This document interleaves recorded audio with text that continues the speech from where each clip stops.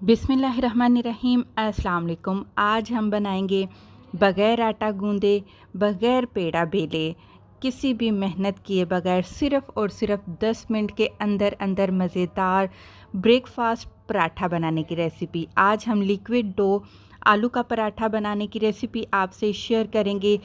आपने detail video देखनी है, ज़्यादा लंबी वीडियो नहीं है, ताकि आपसे कोई भी पॉइंट मिस ना हो और रेसिपी परफेक्ट आपसे बन सके। आलू देख लीजिए, आलू का साइज़ चेक कर लीजिए। दो दरमियाने साइज़ के आलू हैं, और अगर बड़ा आलू है तो आप एक ले लीजिए, छोटे साइज़ के आलू हैं तो आप दो इस्तेमाल कर लीजिए। इनको मोटा मोटा काट लिया है। सॉस पैन में हम पानी डाल देंगे आलू के साथ और इसको उबलने के लिए रख देंगे। आलू अच्छे से उबल जाएंगे तो आपने इनको मैश कर लेना है। मसाले डालेंगे, एक छोटा चम्मच कुटी लाल मिर्च का, एक छोटा चम्मच नमक का इस्तेमाल करेंगे, आधा छोटा चम्मच हल्दी पाउडर जाएगा। इसके बाद धनिया आपने 1 टेबल स्पून बारीक चॉप करके आपने इसमें ऐड कर देना है। कुकिंग ऑयल 1 टेबल स्पून आप इस्तेमाल करेंगे। अब आपने तमाम चीज़ों को अच्छे से मिक्स करना है। इस बात का ख्याल रखिएगा कि आलू के अंदर कोई भी मोटा पीस आलू का साबुत नहीं रहना चाहिए। बिल्कुल अच्छे से आपने बिल्कुल फ़ाइन पेस्ट की तरह आपने इनको कद्दूकश कर लेना है या मैश कर लेना है।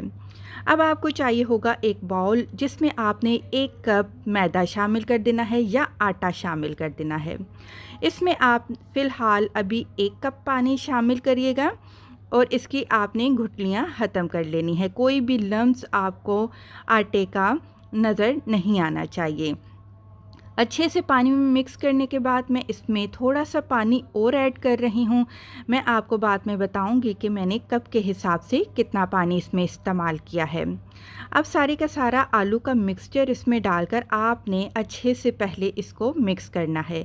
उसके बाद अगर आपको लगे कि ये बैटर गाढ़ा है तो आप इसमें मज़ीद थोड़ा सा और पानी डाल लीजिएगा। ये देखिए, मैंने 1 कप प्लस हाफ़ कप इसमें पानी का इस्तेमाल किया है, यानी कि 1.5 कप पानी का। अब आपने एक लैडर लेना है और आपने इस तरीके से भरकर उठा लेना है। तवा अच्छे से गर्म होना चाहिए और उसको हल्का सा आपने तेल के साथ ग्रीस कर लेना है। गरम गरम तवे पर आपने फ़ौरन इसको डालकर लिक्विड को आपने फैला लेना है गोल शेप के अंदर अंदर। आपने इसको मीडियम टू हाई फ्लेम पर पकाना है, ज़्यादा हल्की आंच पर मत पकाइएगा। जब सेट हो जाए आपका पराठा तो इसकी साइड को चेंज करते करते आपने पका लेना है। जब पराठा 70 टू 80% कुक हो जाए तो फिर आपने इसके ऊपर तेल लगाना है या घी लगा लेना है। हल्का सा प्रेस करेंगे दोनों साइड से तो पराठा माशाल्लाह से आपका फूल जाएगा और परफेक्ट फ्राई होकर तैयार हो जाएगा।